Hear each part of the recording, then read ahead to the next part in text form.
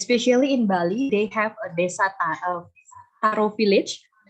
It's located in Ubud area. It's the most popular village now because the environmental here is very, very good.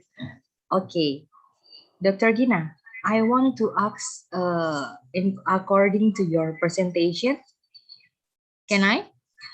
Sure, ma'am. Okay, sure. Okay, for you, Dr. Gina, what are the environmental impact of sustainable tourism? Okay, so when we thank you, Miss Ayo. Yeah. When we are going to implement a sustainable environment to our locality, most particularly in our countries. Actually, we share the same characteristics. Almost, we have lots of commonalities. We have different islands. We have natural areas. We offered community-based tourism. We offered ecotourism. When we are going to make it more sustainable, it should be a greater future for tourism, because tourism is really dependent on natural areas. Many of if you can actually assess, almost all areas are actually, most countries are offering natural areas as their prime destinations. So definitely we have to protect it for our next generations, tourism stakeholders, and of course for our next generations tourists or visitors in our countries, in our respective countries. And it's good to have this, since we are pandemic really brought a lot of uncertainties, a lot of problems to us, as people in our areas. It's good for when we reopen our destinations. For me, it's good to have our travel to natural environment. Okay, to have such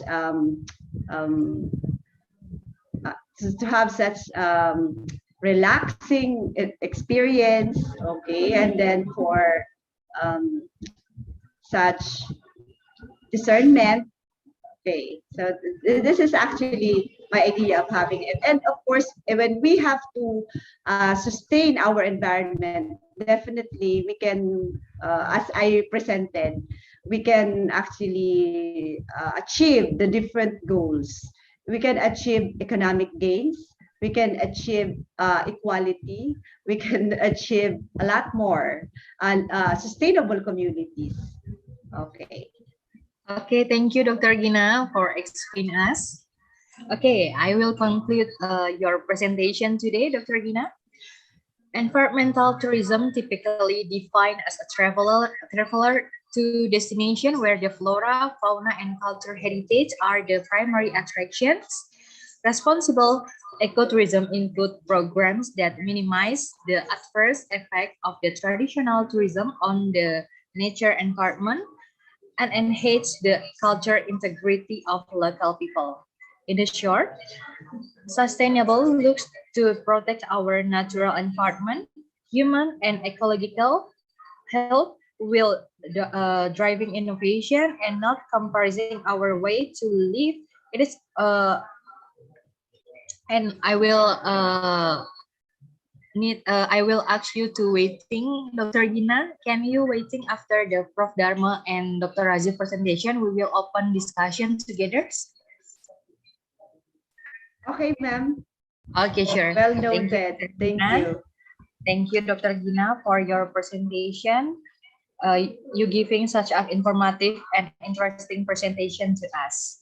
Okay, ladies and gentlemen, we move to the next speakers. Our speakers today is Prof. Dharma Putra. Professor Dharma Putra, you already joined to us. Hello, Prof. Dharma. Hello. How are you, Prof? I'm fine, thank you. Yourself? I'm fine. Thank you. I'm fine to see you, Prof.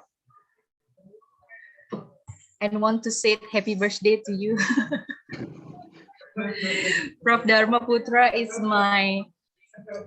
my co-promoter at Udayana University. Yeah. Okay, Prof. Dharma, are you ready to present to us? Yes, more or less.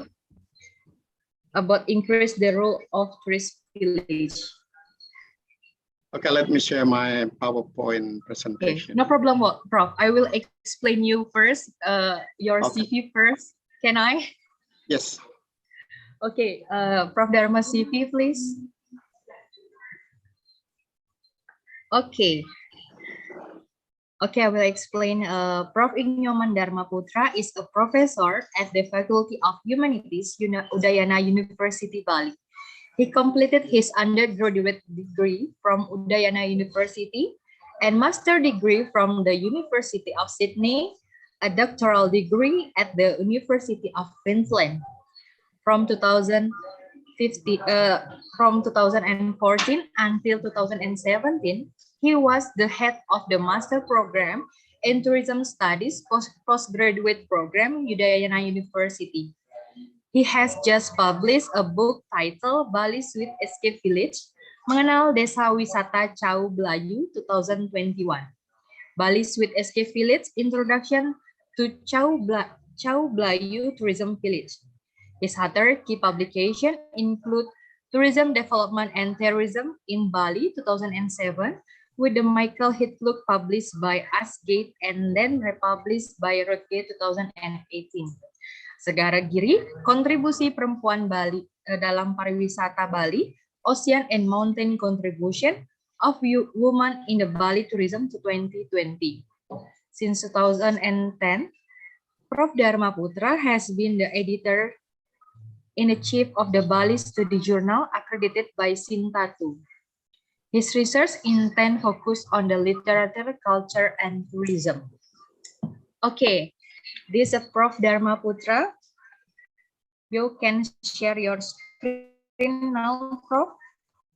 Thank you, Ayushita, for a nice introduction. Good morning, ladies and gentlemen, wherever you are to attend this conference. First of all, I would like to thank the Faculty of Economic and Business of University Warmadewa to invite me to share my research interest on tourism. And it is timely now, I think, to talk about tourism village in Indonesia. Just recently, a couple of days ago, one of the Indonesian tourism village, Desa Ngelanggeran in Jogja, won one of the best tourism village nominated by United Nations Tourism Organization, UNWTO. The other thing, because Indonesian government has strongly encouraged the development of village tourism as never before, like never before. My presentation focus on more or less on the qualitative features of tourism village in Bali, because I'm not an economics, so I couldn't give any measurement on economic aspect of in my presentation.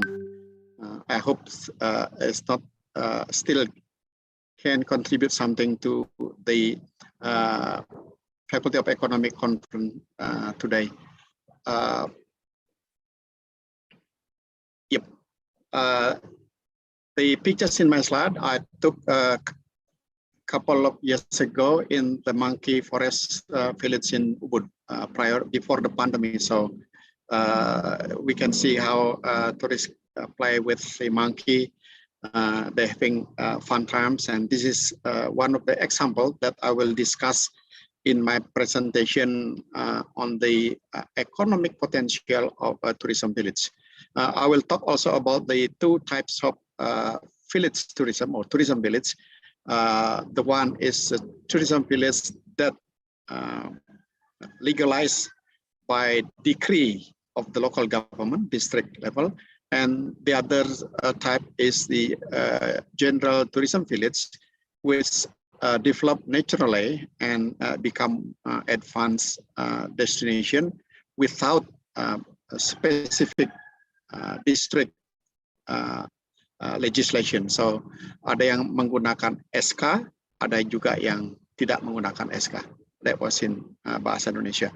The scope of my presentation is this.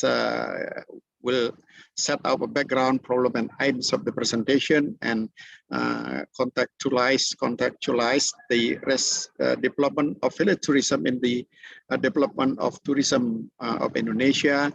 And then I will give 3 examples of successful tourism village in Bali, where inspiration probably can be taken by others, and then we will come to discussion. First of all, I would like to say that despite of the COVID-19 pandemic, the Indonesian government continue to develop their tourism sector with 2 main strategies. Firstly, the development of 5 super priority destinations, including Labuan Bajo Komodo tourism area, Mandalika in Lombok, just recently hosted the superbike competition. Borobudur, everyone must know that, the big Buddhist temple in the central Java near Yogyakarta.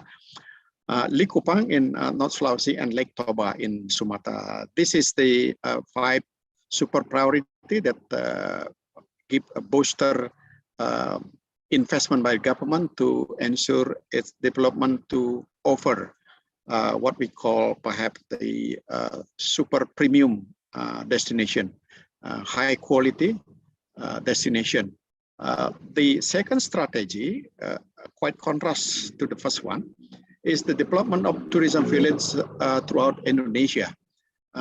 If the first strategy include high amount of capital, billions of money invested to those 5, while the development tourism village involve less capital, but huge in numbers because it developed throughout Indonesia, while the first initiative only include 5 places.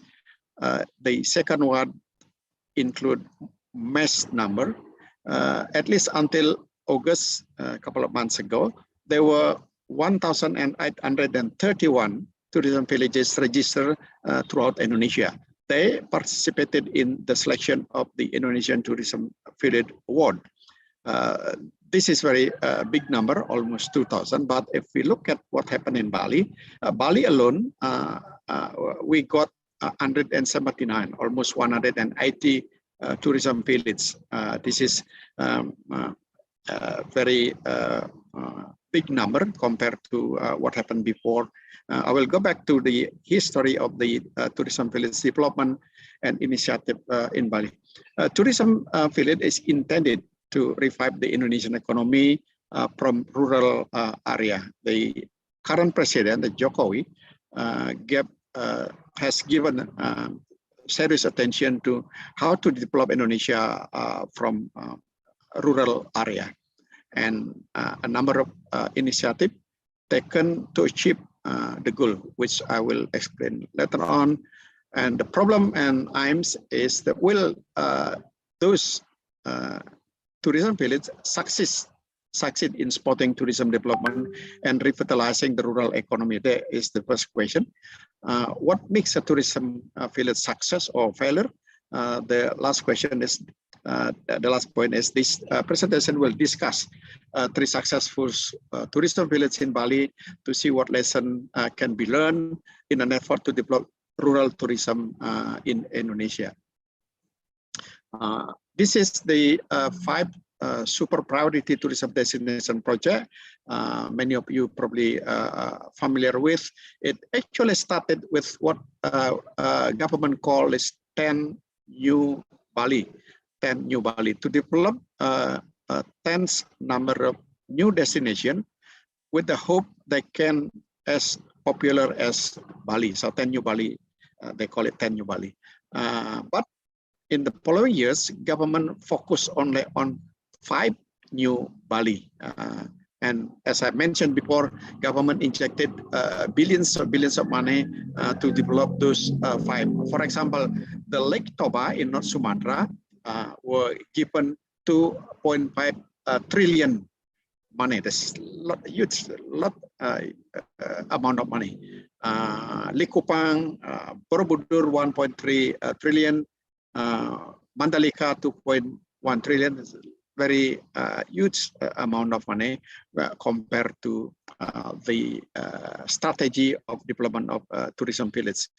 And this is what will happen. For example, just to give you one example from the Labuan Bajo, with those amount of money, the Komodo will be open as a international tourism destination by expanding the current national airport into international Komodo airport. So people, when the COVID, let's hope COVID could end soon, people from anywhere in the world can directly fly to Komodo without need to come to Bali or elsewhere if they really want to see Komodo alone, so they can explore it. Because the availability of access through international airport. So many more attempt has been done, including to improve infrastructures with using a lot of money. And this kind of development is also taking place in the other 4 super priority tourism destination in Indonesia. Regarding to the second strategy, we can see, and then we have seen recently how Minister of Tourism, Dr. Sandiaga Uno, travel from one village to the other throughout Indonesia. And we can see from these pictures, the top one on the right was when Sandiaga Uno was in the Penglipuran village, one of the success village tourism in Bali. And then there are the pictures and on Pujon Pulo and everywhere. So this is the real example how the strategy of the top-down development with the 5 strategy, with the 5 super priority destination, and bottom-up development with the development of village tourism. So during the COVID, we can see this strategy is very important in order to welcome the new era of tourism when the COVID really over.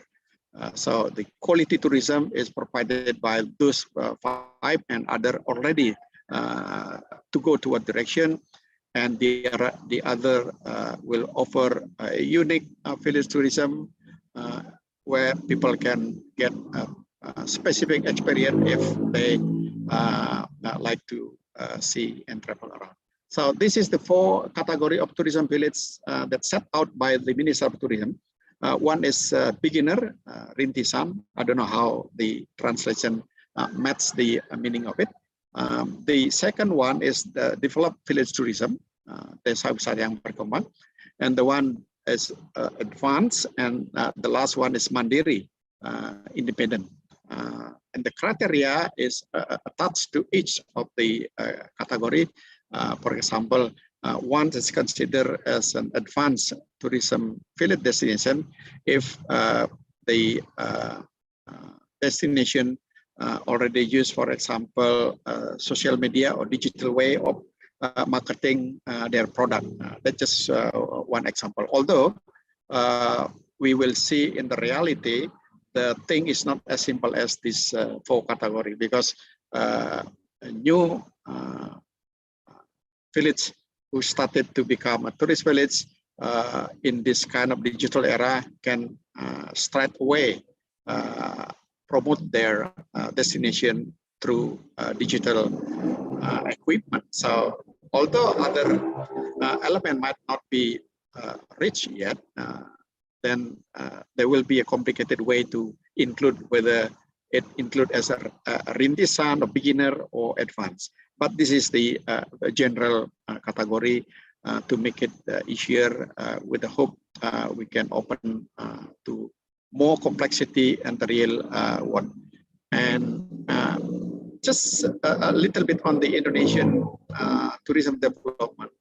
If one asks question why President Jokowi put so big priority to tourism development other than sector in Indonesia, it is because Indonesia is a big country, but receive the least number of tourists compared to other destination in Southeast Asia or in Southeast Asia. Thailand, for example, in 2018 already received almost 40 million. Malaysia 25 million. Singapore almost 20, while Indonesia only 15. We share the least number with the Philippines. Our colleague who just gave a very wonderful presentation from the Philippines.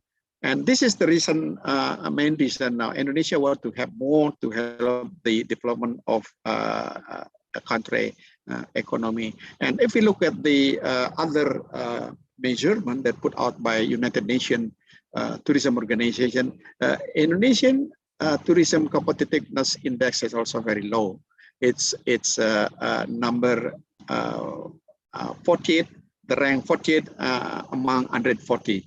The target was most far from what has been achieved. So with the development of super priority destination, we hope our tourism competitiveness index increase by time. So the number of people who visit our country will also increase and will give more opportunity for job creation and also other multiplier effect of the tourism.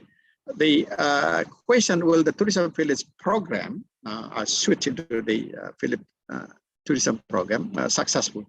If we look at the past experience, the top-down type of rural tourism development has mostly failed.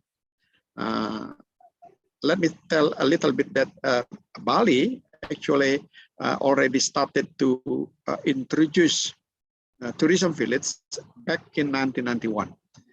But those initiative was given by the government. It's kind of top-down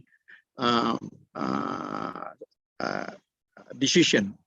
And at that time, 3 villages were assigned as a tourism village. One is the Penglipuran, the other one is Sabatu near Tampak Siring, the last one is Jatilui. Those 3 villages were failed to become village tourism soon after it was expected to be so. Penglipuran, for example, after long pause progress, only recently started to be popular village tourism destination, and those not because of the top-down policy, but restart initiative by the people from the village. So Penglipuran village successful now is not because of the top-down policy back in 1991, but more a kind of restarted by the villagers few years back, not as far back to 1991. The reason of the failure of the tourism village in the past was the lack of human resources, lack of strategy management, and limited financial resources prior to the issuance of the village law contributed to the failure of tourism villages. Now things has changed. This is part of also Jokowi policy to introduce the Undang-Undang Desa, the village law number 6, 2014, which make possible for central government to distribute village fund, Dana Desa, almost 1 billion, 1 miliar for each village between 2016 to 2019. And this will be continued until whenever. The money can be used to support village business initiative, including tourism, development of tourism village. I recently wrote a book about the village tourism of Chau Blayu. Sorry, Prof. Dharma, you have 10 minutes left. Okay, yeah, I think I will manage it quite Okay, quickly. thank you. Yeah, the Chaubla, you can use the money that they receive from the government to develop infrastructures that support the tourism initiative of the village, which is before the law, the issuance of the village law, village is make it difficult for them to use money. So they can use money. They cannot use money for tourism before they become tourism village. But once they receive a legislation or decision from the Bupati, they can use the money that they given from the government. Now let me skip the development of tourism. Now this is what I mentioned before. Tourism Village Initiative in Bali since 1991. None of those three, Penglipuran, Sebatu, and Jatiluwe, developed as planned. Both Penglipuran and Jatiluwe recently become popular tourism villages after the respected villager restarted them from bottom-up initiative. Now I mentioned before two types of tourism village: the Part2 tourism village which became tourist attraction by nature without legal status, while the Euro tourism village that has the legal status as tourism village marked by the decree. And this at the Melasi Beach receive a lot of income from visitor, but it is not considered as the first as the Euro tourism village. So Ungasan is a tourist destination, not a village tourism. But in fact, the destination managed by the village, and the village receive income in the same way with the Jura tourism village. I will take three examples from the success story of tourism village, which is the factor tourism village. This is a Tanah Lot initially managed by a government, which then contracted to private sector, because we understand that the government don't have enough human resources and skill. And it is understandable in those times, back in the 1980s, they asked private sector to manage that and contract it. And government only receive a monthly or yearly income according to the memorandum of understanding.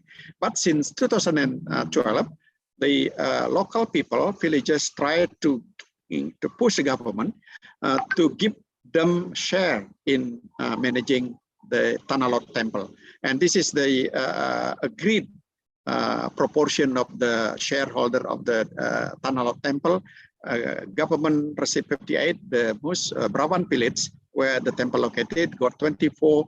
Tanah Lot temple alone, which is need a lot of money to do a ritual, which is very regular and time and money consuming, got 75%. Other temple and also other surrounding village got 60%. In more real sense, let's look at the 2017, the Tanah Lot temple. This is way before the COVID struck. They earned $147 billion. And if we calculate 25% or 24% for the temple, for the villages, which is a lot amount of money. This is what I call the economic potential of the tourism village, which can distribute into development of prosperity of the local people, because they use the money to develop their village, temples, to donate and provide the scholarship for the people who unable to support themselves to go to school or university. The same thing also occurred to Pandawa. This is another factor tourism village. And Pandawa also received a lot amount of money. The last case is Ubud Monkey Forest. You can calculate that the entrance fee for adult to this monkey forest, this is all before the COVID, for 50,000 rupiah. So per day in the peak hours, peak season, they can visited by 4,000 to 5,000 visitors. So in one day, they could easily get 250 million rupiah, fresh money. People come, they buy a ticket, and then they give money. Compared to the conventional tourism business, for example, accommodation or hotel receive guests from a tour operator, they probably will receive money in 3 months' time. While the monkey forest like this, they can receive money directly. So no credit will be around, so they will get. But now during, because of the pandemic, things, sad things occur. Of course, one thing, for example, that the management lose income, and they have to use their saving to feed the monkey. They say that one day they can spend 4 million to feed the monkey, because there were almost 1,200 monkey there. And this is monkey forest. I mentioned the income, the potential economic for that, and management were well structures to ensure who has the authority, where the money go, and what the money for. And I come to the conclusion that the successful tourism village be them as the factor or the Euro tourism village, so that they get income that can be used to improve the welfare of their community member. Second point, the economic benefit of tourism villages can also be seen in the job and business opportunities that obtained by the community as a multiplier effect from tourism. So not only direct income, but also more multiplier effect.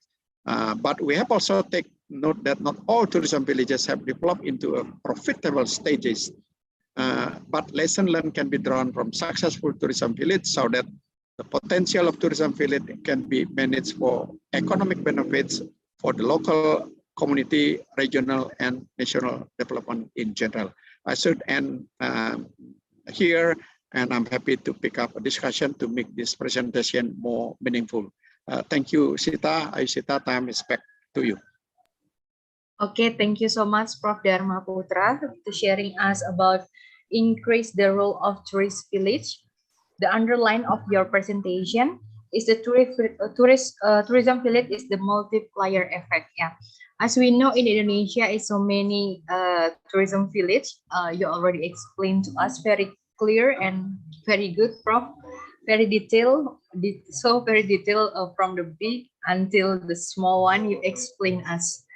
Okay, thank you, Prof. Dharma. I will continue to Dr. Rajiv first. After this, we can open the discussion. Okay. Dr. Rajiv, are you joining with us already? Dr. Rajiv? Okay. Yes, I'm here. Okay, Dr. Rajiv. Okay, wait, yeah. I will explain about you first. Okay, Dr. Rajiv.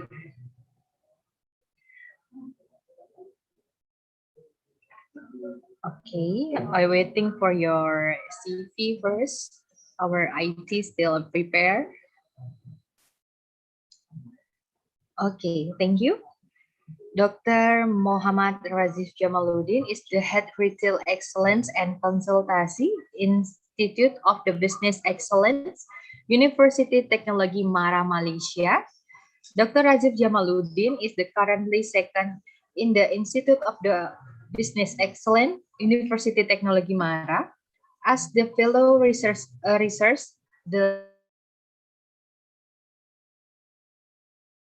his primary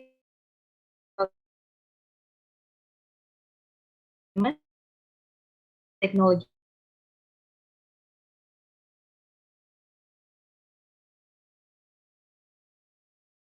university and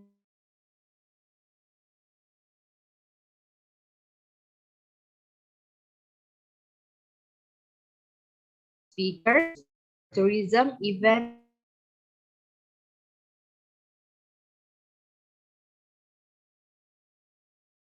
and recording in progress.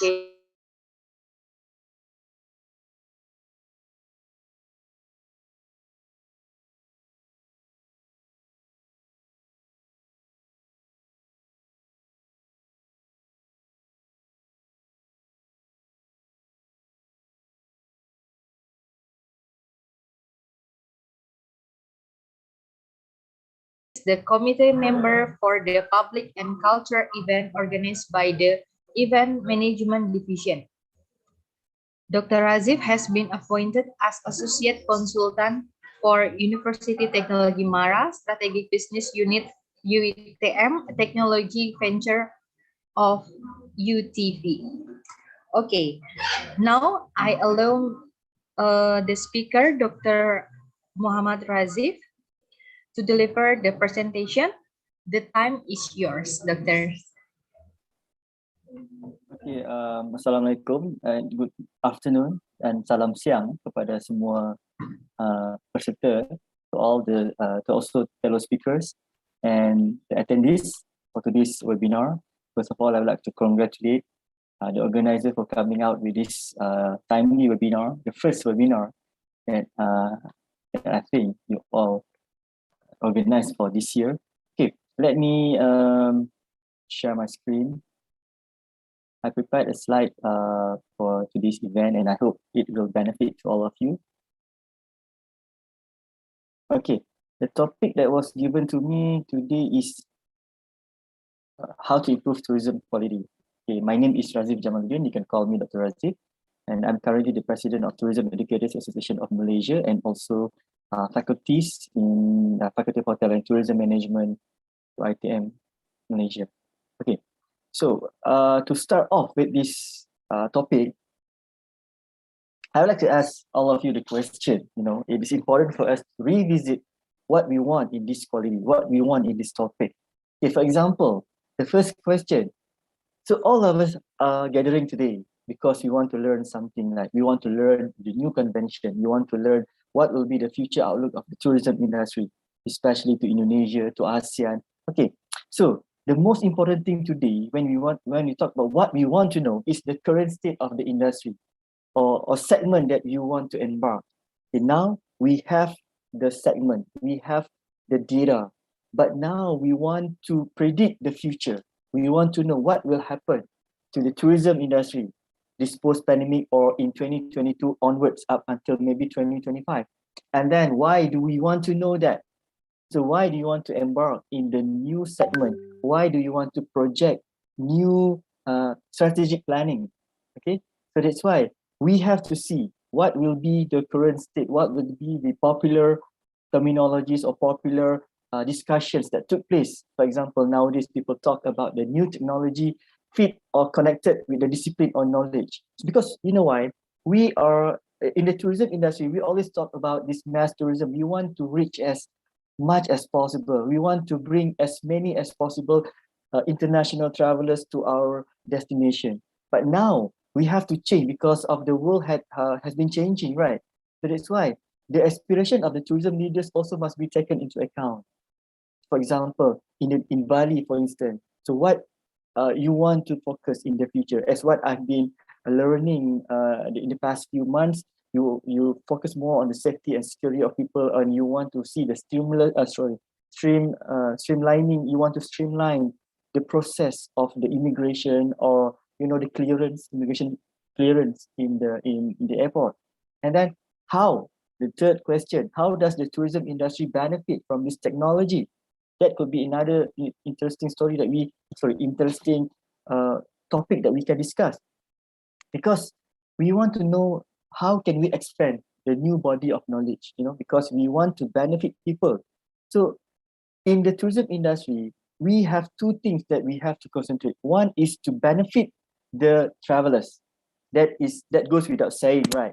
But the other thing is we want to benefit the service providers, because they are also the stakeholders. They make the ecosystem of this tourism industry, and how the end users look at it. Because another thing is that before this, we always say about these travelers, but now we have to focus on the end users, or maybe those who really look into the information, those who really consume the information that we produce. Because nowadays we cannot you cannot reach the target audience. But what we can do is we can only promote by using this online application, mobile apps, or maybe social networking. But now will the target segment really look into the materials, or maybe the end users, maybe their kids, maybe the millennials, maybe the generation, we call it Zoomers. So that's why I think it's important for us to really understand the current scenario that we are currently facing, and finding which of the previous technology, subject domain, or knowledge that remain relevant until now, because we have to use that into our equation. So that's why the success or failures that will define the future of tourism industry. So we need to understand that. We need to understand why we have been, like Bali, you are one of the leading destination in the world. So you have to work in your success, right? But so far, I would say that every destination in the world are currently facing challenging time. So that's why we have to understand what will define the future tourism industry. So how the changes in pandemic may shape our dependency toward technology. So that will be another thing that we can look into. Okay, so now what kind of technology that we expect in the future? For example, the most important thing is we have to look into seamless transaction. So because in the future, we want to make sure that people, we have an easy way for them when they want to go traveling, and when they want to consume, or they want to use the tourism products. So that's why maybe technology can help, because technology can offer safe and real-time response to the customer. But we cannot just simply, rely so much on technology, but we also have to look into what kind of features, the offline features, online features, or maybe hybrid features that we want to inject in the existing products. And then the virtual. So nowadays, like today, we have this kind of conference where we don't meet, but we can have a very smooth or seamless conference. But in the future, maybe we can also incorporate the augmented reality. Maybe we have to capitalize on the senses and motion, in encouraging interaction. So because we need participation from the travelers. Maybe before they arrive in the destination, we have, you give sort of like a glimpse of what they will get when they travel to the destination. Okay, and then apps. Apps is something like I would say is the most important thing. So we have to make sure how many apps that we develop or that we have, planned to develop in the future. Because in the future, I would say people will rely so much on application. Now we can see that people rely on these cashless transactions by using apps, the QR code, right? But in the future, so because we want to connect the travelers when they are in their home country to the service providers in the host country. Or maybe we can connect the service providers to the end user without having to go through these intermediaries. Okay, and then disruptive. And we can see before the pandemic happened, and people talk about disruptive business model. But nowadays, during the pandemic, there are more disruptive business model, introduced, and we can see most businesses facing problems, suffer. So we have to help. How can we change the outlook of the industry? For example, the hospitality, the hotel industry, the travel and tour industry also facing a very critical moment right now. And timing. So this one, we need to inject or impart the unprecedented solution. So the cashless online shopping, small store could be, I think, should be there already. But now, how can we expand it not only to the popular destination, but also to the emerging destination for example, in Indonesia? Okay, so we have to strengthen this tourism education. So what we need to do? Okay, number one is to have this comprehensive enterprise resource planning. So we need to combine big data. How many of us today, frankly speaking, that use big data? How many of us already project the future of traveling, or we have the data, we store the data to predict the future buying pattern? So that is, I would say, need to be, prepared, or must be ready now. And then to have this kind of predictive analysis and inventory management. So we have to use the simple analytical tools, or maybe we can incorporate sophisticated tools for different size of business. Not every businesses in the world can, apply all the technological advancement, but maybe we can help, so now we have the academy, but maybe all of us here today can start, when we do research, we have to apply whatever that we have to the real business. And then we need to be out of the box idea, the pragmatic, to combine technology features and human, or we can say that on demand technology, on demand knowledge to create a seamless travel experience. And finally, this hybrid business model is something that I would say every tourism businesses need to start using. We must have online and physical business. It's not only that you only have these physical businesses. You need to also start thinking, how can you maneuver your business by using all the online applications, all the omni-channel, all these the virtual or augmented experience to your business. Okay, we have to also again revisit the key stakeholders in the tourism. For example, the government. The government plays an important role. So they were the one that have to inject the new policy and must make sure that it must be properly executed.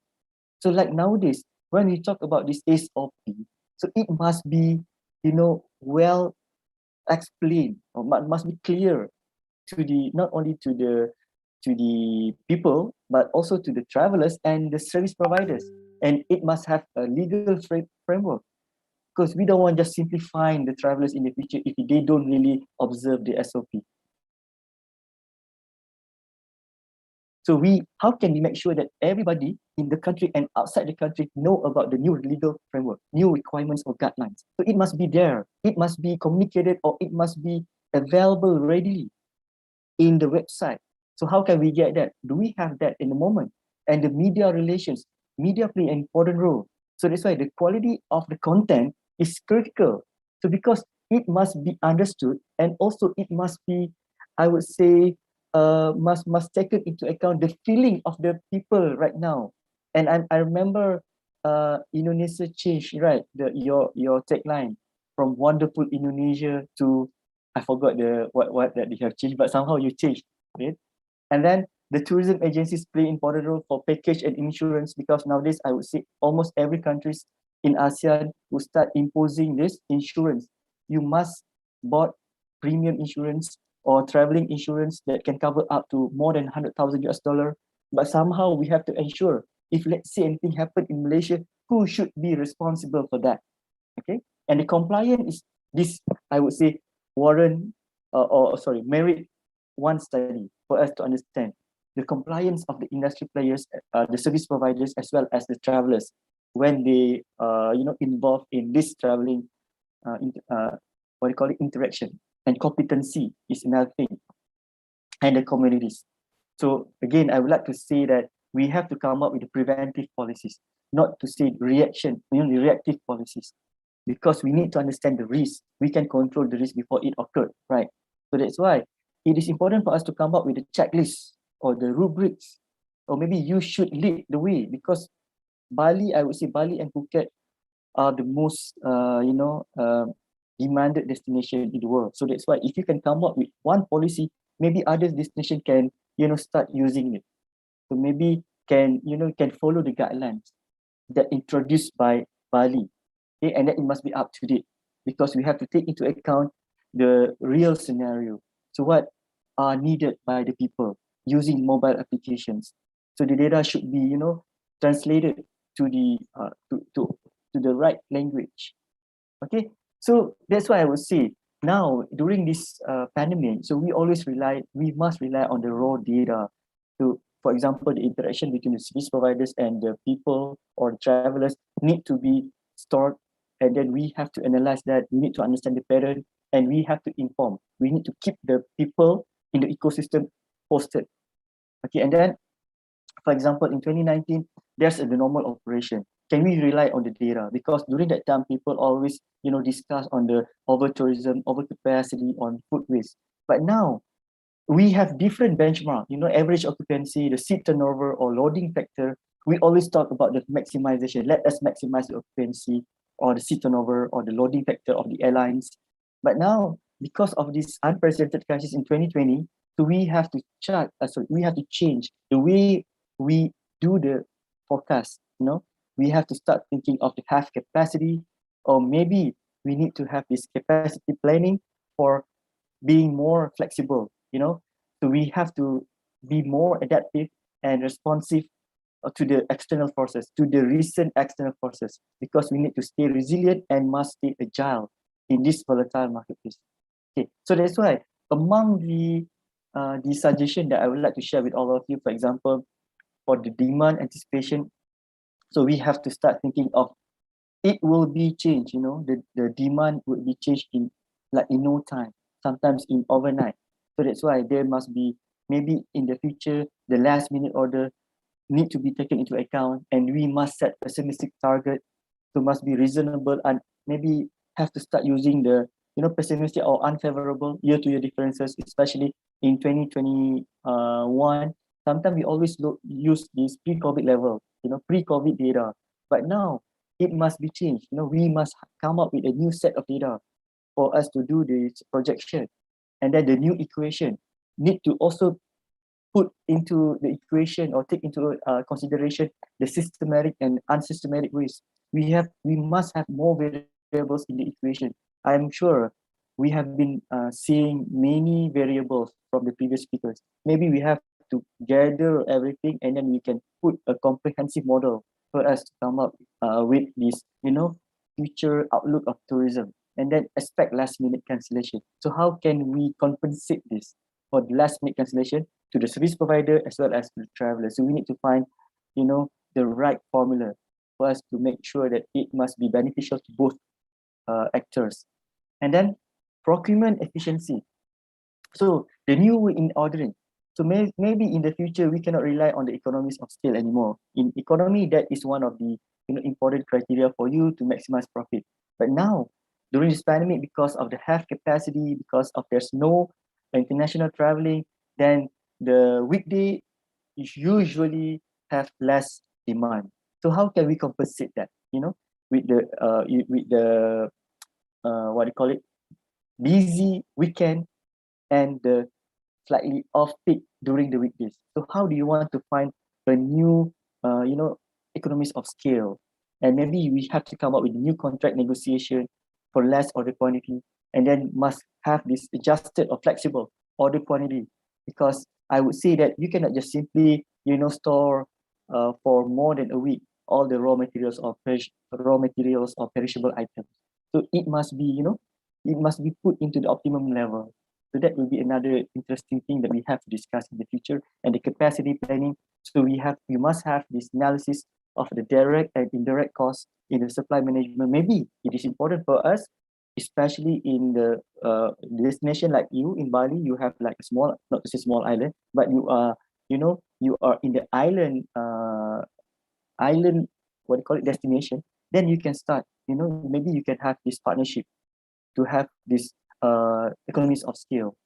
And okay, finally, so the future, when you talk about quality, maybe we can start, maybe not to say tightening, so losing this quality management, because we are currently serving the domestic, regional travelers, as well as the most important thing to understand, the captive market. So the word captive market is not really, popular. It's not really used by the destination. We have to understand, we need to focus more on the people in front of us. So meaning we have to understand, we have to focus on the domestic people. And then, so that's why in the immediate future, this is other thing. Are you going to still, focusing on the status quo, or you want to look into the new business processes? Because at the end of the day, there is no base case scenario. So we can only rely on the data that readily available, but it is very limited. And that's why the future, what I would say, on top of quality, so we also have to look into the visibility. So it must, whatever policy that you want to come out, it must be visible, noticeable by the stakeholders. And then adaptability must be ready to be used by the existing workforce, flexible, network technology, usability. It must be benefits, the word usable. Whenever that we want to come out, whatever that we want to introduce, it must be usable. It must benefit to streamline the work processes and beneficial to the end user, and also sustainable. Okay, finally, the word sustainable. Before this, Remember just now I mentioned the word mass tourism. Now we have to start thinking of the word slow tourism. So in slow tourism, we want to ensure when people come to the destination, they will, they will fully utilize the products in that particular destination. So that's why there will be a change of behavior, how people will consume. When they have to spend like 5 days in one destination as compared to the previous years where they can spend, they can go to several destinations, but now there's no longer some, the previous behavior. So we have to predict what will happen in the future. So that's why I would say before the year of international rebound in 2024, maybe whatever that we have gathered today can be used or will be useful for us to do the prediction. I think my time is up. So I have to stop my presentation today, and thank you to the organizer for inviting me for today's conference. And back to you, moderator. Thank you so much. Terima kasih, and all the best to all. Thank you, Dr. Razif. Thank you, Dr. Razif. Hopefully we can meet at Malaysia. Yes, I sure. really want to visit your campus, University Technology Mara, as we already have the memorandum of understanding. Thank you. Thank you very much for Dr. Razif for giving us such informative and interesting presentation. Now, ladies and gentlemen, we are open a question. You can also raise your hand, and then I will read the question at the chat. It's a question from Gede Wedana Arjawa.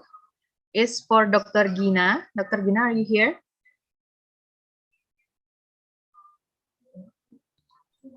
Hi, ma'am. Okay, Dr. Gina. Okay, this have a question for you.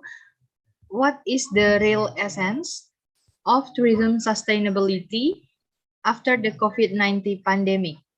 From the participant Gede Arjawa, Pakbati Mula Sabali.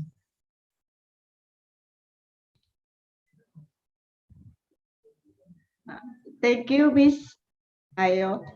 Actually, I responded already through the chat box directly to Gadi Arwada, but I would like to say thank you for the question.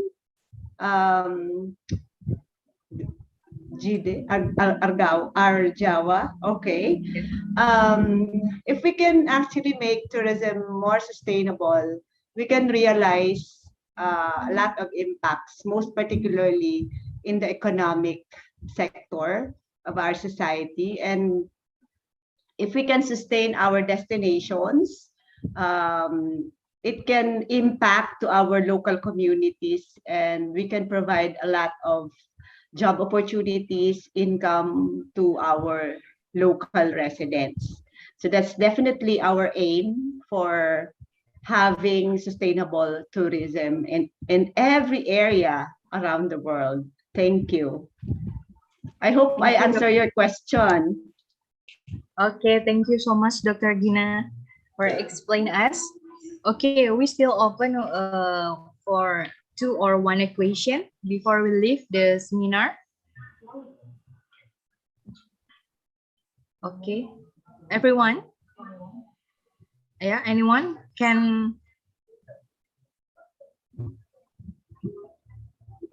Okay, I just remind Dr. Gina explain about environment sustainability of the tourism, and Prof. Dharma Putra explain about increase the role of tourist village, and the last is Dr. Razif from Mara University explain about how to improve tourism quality.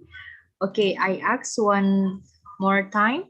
Anyone from you guys want to give the question to Prof. Dharma, Dr. Gina, and Dr. Razif? Anyone?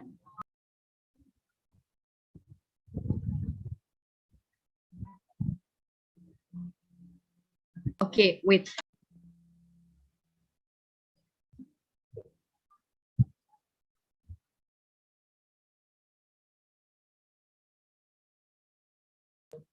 Okay, maybe can raise the hand.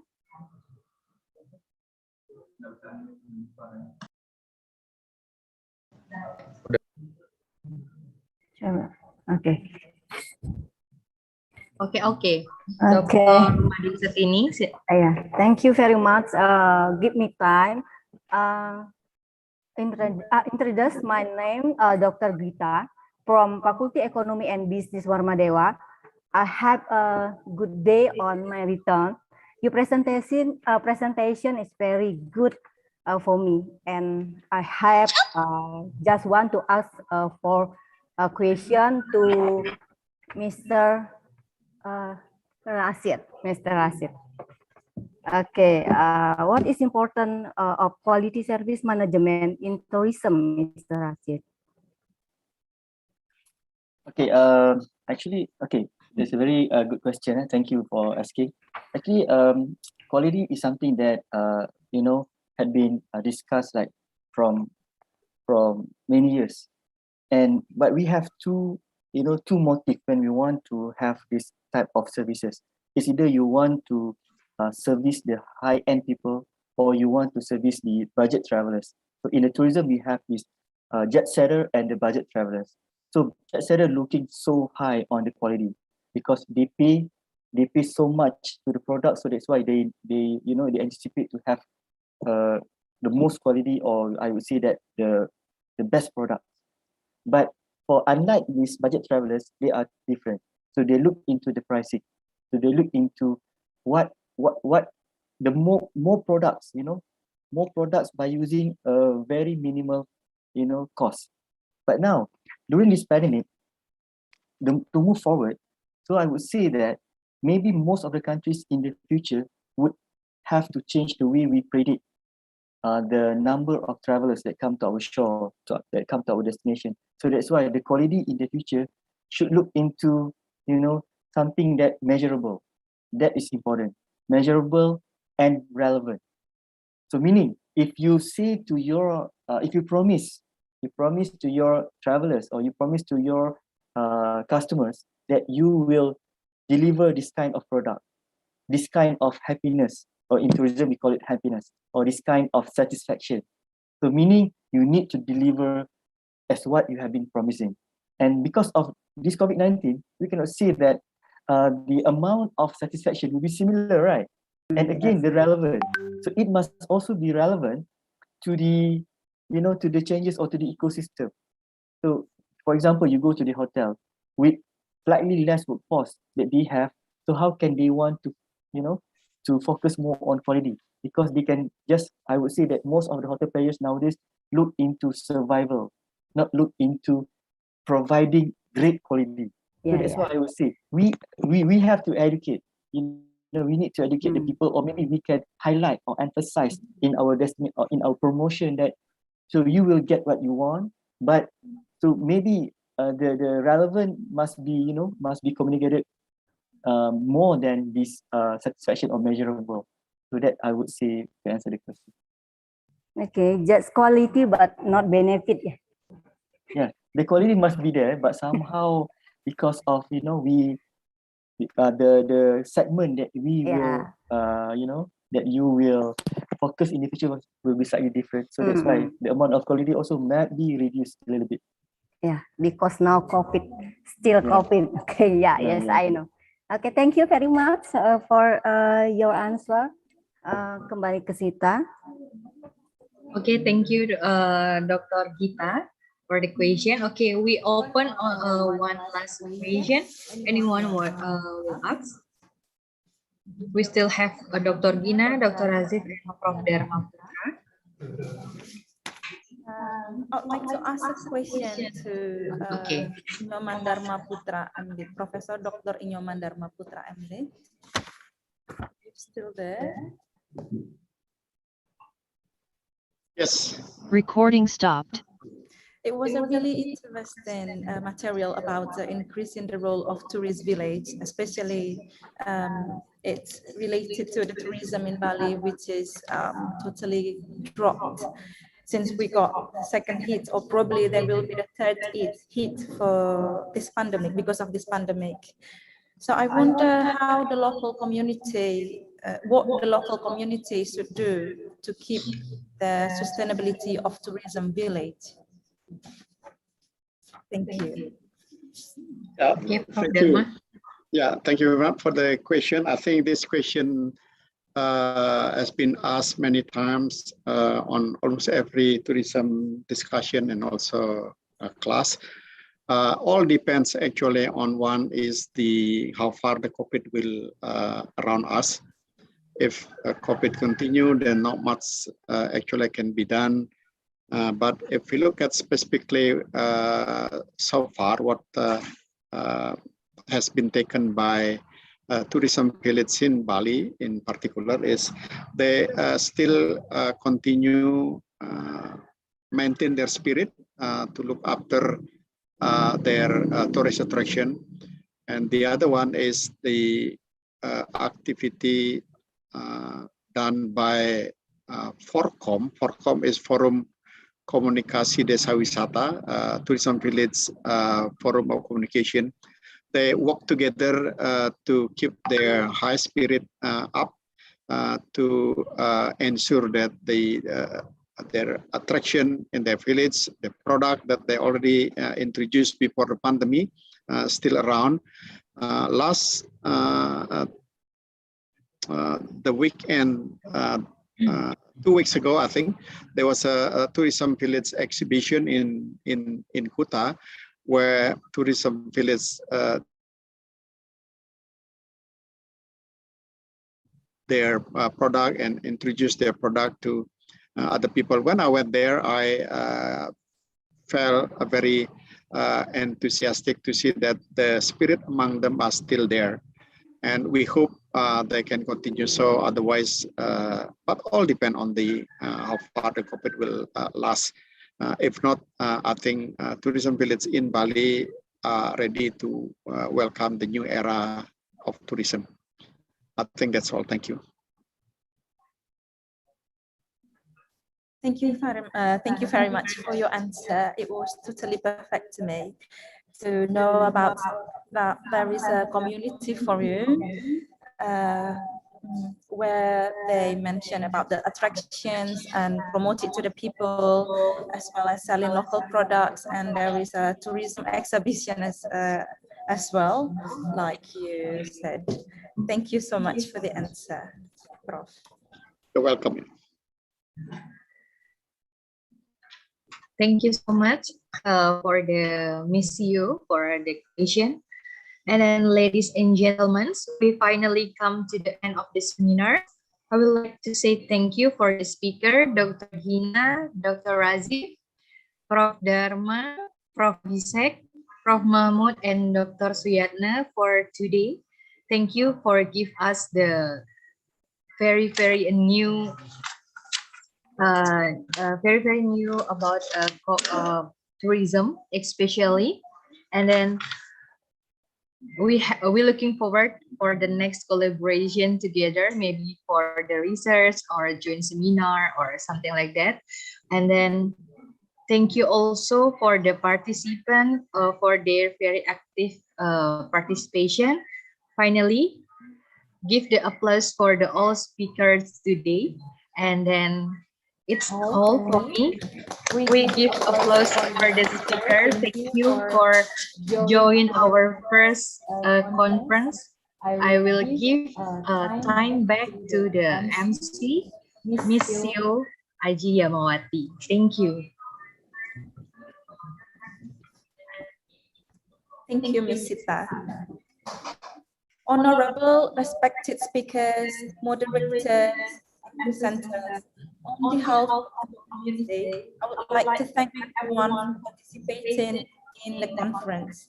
To the Dean of Faculty of Economics and Business, WARMADEWA University, Dr. Imam Sarah, SEMP, thank you to make this international conference as well as the anniversary of Faculty of Economics and Business, BKFA, could run very well.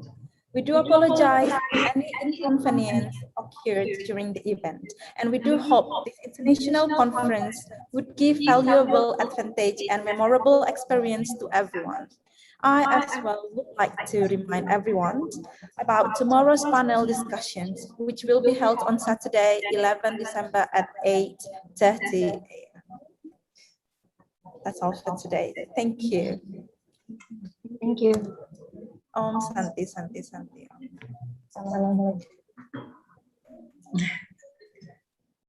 Okay, can close below. Okay, everyone can leave the panel now. Thank you. Thank for you, your Dr. participation. Gina, Dr. Rajiv, and Prof. Dharma. Thank you. Yeah, everyone is allowed to leave the panel.